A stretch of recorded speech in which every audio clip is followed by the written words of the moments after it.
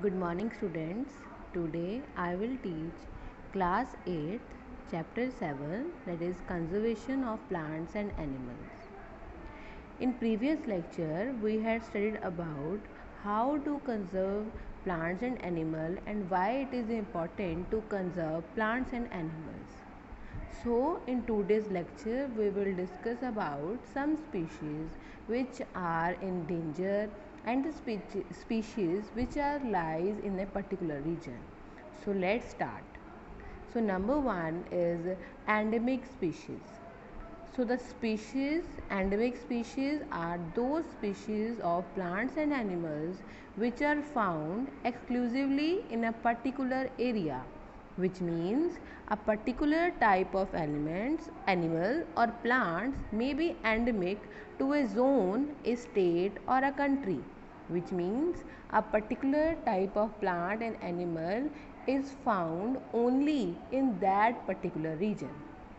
For example, sal and wild mango are endemic flora of the Panchmahari Biosphere Reserve. So here is a question you have to know. Name one or two endemic flora of Panchmahari Biosphere Reserve. Bison, Indian giant squirrel and flying squirrel are endemic fauna of this area.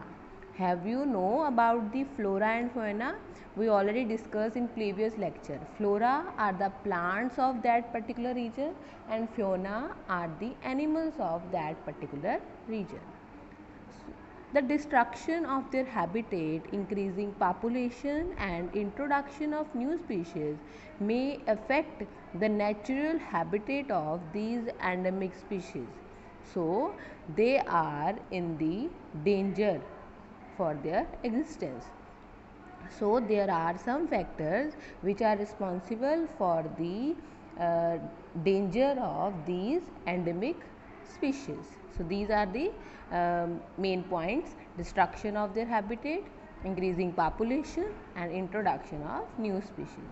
So, they affect their habitat. So, that is why the living of that animal become in danger. So, what are species? So, species is a group of population which are capable of interbreeding. What does interbreeding means? They can reproduce or fertile offsprings of their own species. So, they cannot reproduce the member of other species. So, the species which are reproduced from these species have common characters. So, species is a group of population which are capable of interbreeding. So, next is wildlife sanctuary. So, wildlife sanctuaries are reserve forests provide protection and suitable living conditions to wild animals. So, these are the protective areas which are found or formed for the conservation of plants and animals. So, here wildlife sanctuaries are the reserve forests which provide protection and conditions to wild animals. So, here the certain activities such as grazing by their livestock, collecting medicinal plants and firewoods are done by the people living in wildlife sanctuaries. Here there are some of the threatened to wild animals like black buck, white eye buck, elephant, golden cat, pink-headed duck, gharial, marsh, crocodile, python, rhinoceros, etc. are protective and preserved in our wildlife sanctuaries. So, India has unique landscapes. So, they have broad level forest, mountain forest and bushland in deltas of big river. These are the Indian sanctuaries. So, wildlife sanctuaries are maintained for the protection of wild animals. But it is a matter of very pity that the protective forests are not safe, because the people who are near the neighborhood of these area try to destroy them.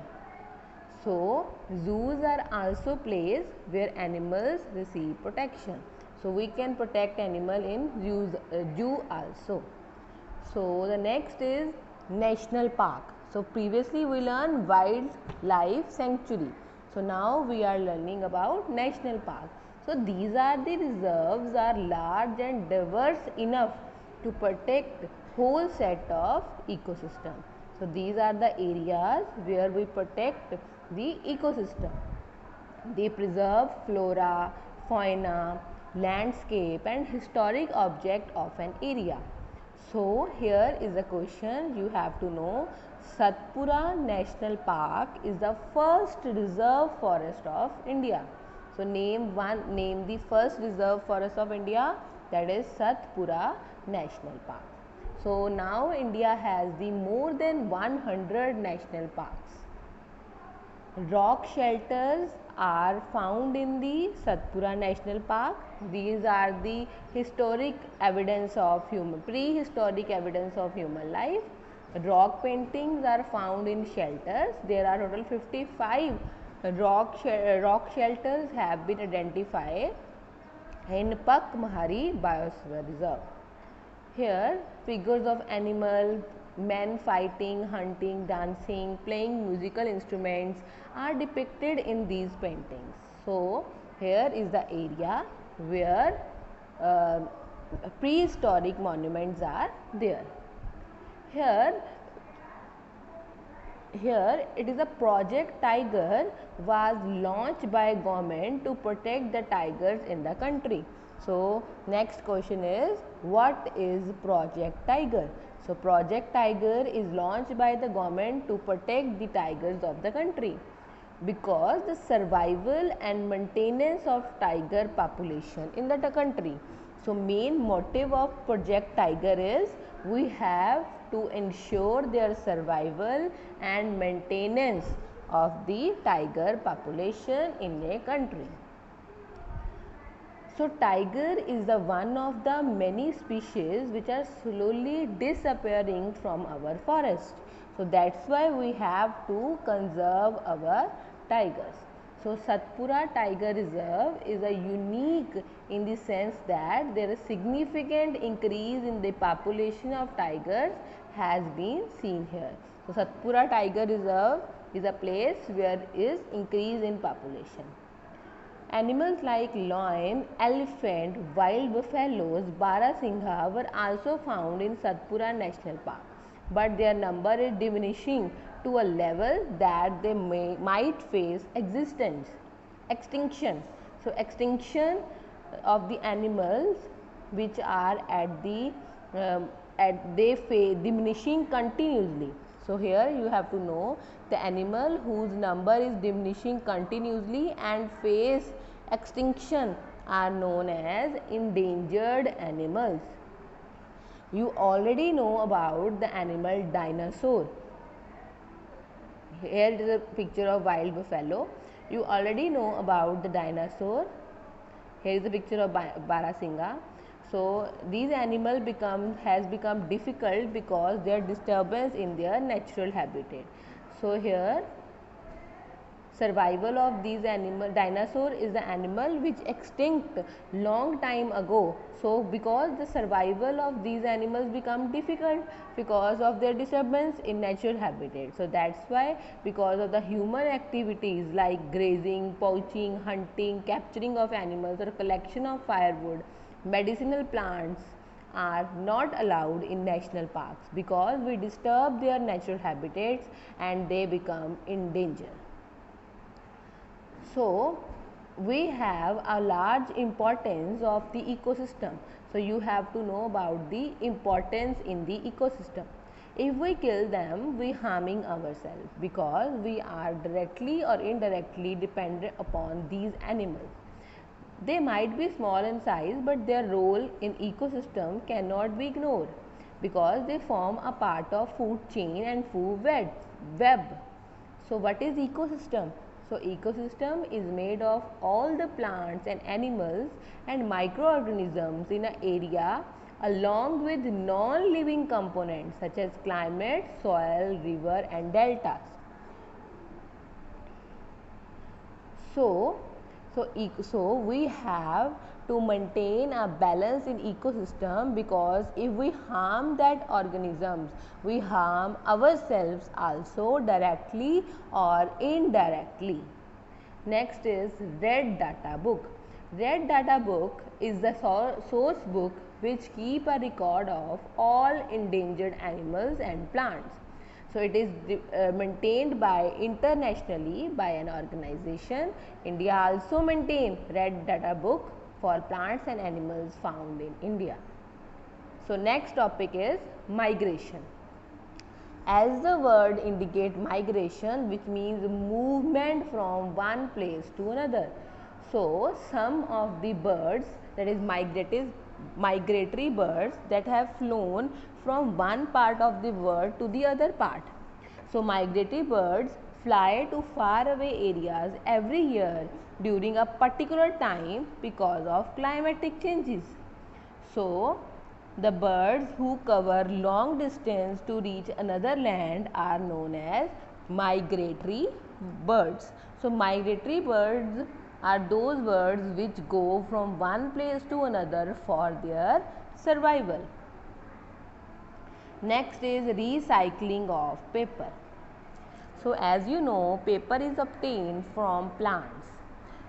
So it takes 17 full grown trees to make 1 ton of paper.